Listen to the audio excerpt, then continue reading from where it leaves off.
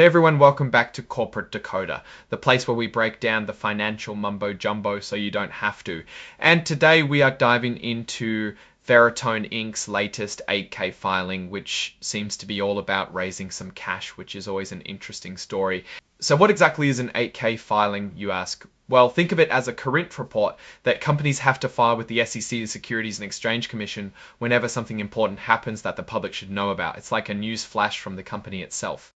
The earliest event they are reporting here happened on September 10, 2025, and this report was filed on September 12, 2025, so it's pretty much up to date concerning this particular event.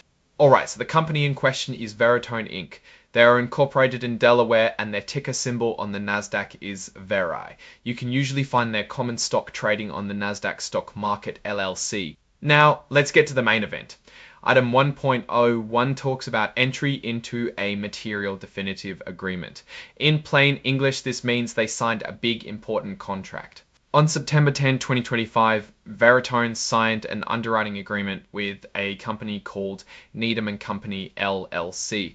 This is basically a deal to help Veritone sell its stock to the public. Through this agreement, Veritone agreed to sell a whole lot of their company stock, roughly 9.5 million shares. They call this an underwritten public offering, meaning Needham & Company is helping them manage the sale to a wider audience, and the price for each share in this offering was set at $2.63.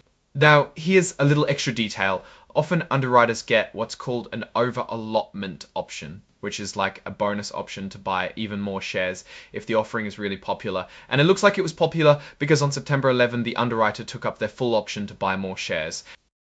The whole deal wrapped up on September 12, 2025, and after all the fees and expenses, Veritone brought in about $26.8 million in cash from this offering. That's a significant chunk of change. Imagine getting $2.63 share for each share and doing that over 11 million times. That's a lot of money. This offering was done using a pre-approved registration on what's called Form S3. This form is generally used by companies that are already public and have been reporting for a while, making it easier for them to sell more stock. They had filed and got approval for this way back in June. Like most big deals, the underwriting agreement has all the usual clauses. This includes guarantees from both sides, promises about things being true, and agreements on how deals close.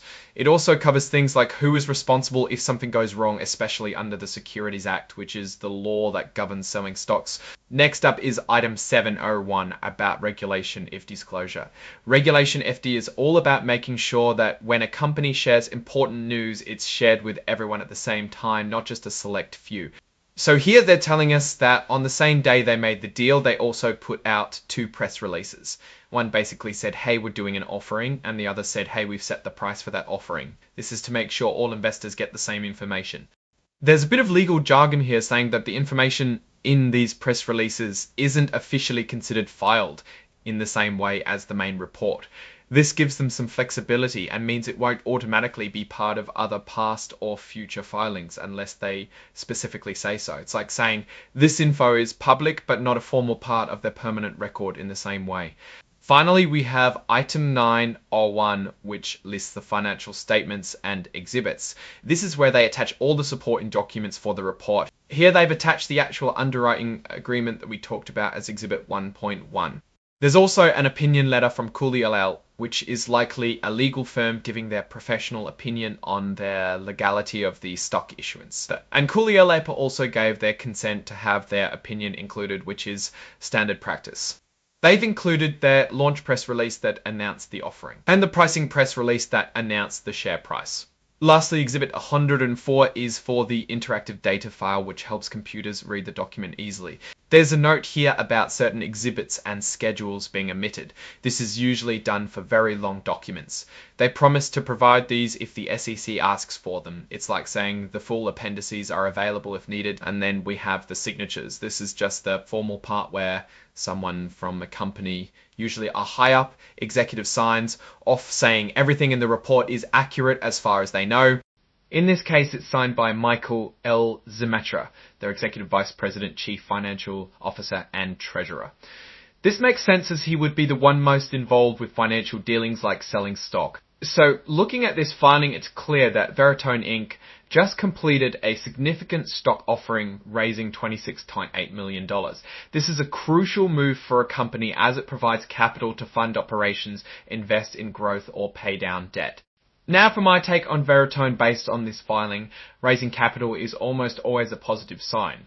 It shows the company has a plan and can execute on it to get funding. The fact that they sold almost 11 million shares at $2.63 each indicates a good demand for their stock at that price point, which is a good thing. However, without seeing their broader financial picture like their revenues, profits, and cash flow, it's hard to say exactly how this money will impact their overall health.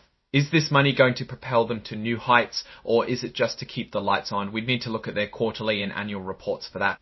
But in terms of immediate implications, this infusion of cash gives Veritone more runway. They can potentially invest in new technologies, expand their market reach, or strengthen their balance sheet.